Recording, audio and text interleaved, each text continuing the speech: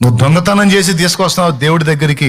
ఒరే, నీ సొమ్ము అది, ఎవడో కష్టపడి సంపాదించుకున్న దాన్ని దొంగిలించి తెస్తున్నావు. వాడి పెళ్ళాం పిల్లలు ఎంత బాధపడతారా, వాడు ఎంత అల్లాడిపోతాడ్రా. ప్రాణాలు కూడా తీసుకుంటారు కదా కొన్నిసార్లు.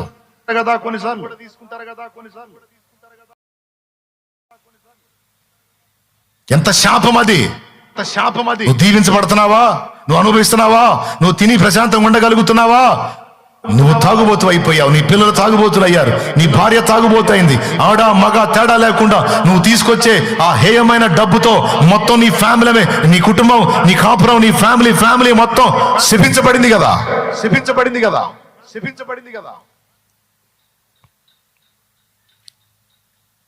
నువ్వు శాపగ్రస్తురాలువై నువ్వు నాశనం చేసుకుంటా తీసుకొచ్చే డబ్బు, జనాన్ని నాశనం చేస్తా తీసుకొచ్చే డబ్బు దేవునికి ఎందుకు? దేవుడు అదే కోరాడో. మార్పు కావాలి దేవుడికి, మార్పు కావాలి. నీతి ఫలం ఫలించాలి.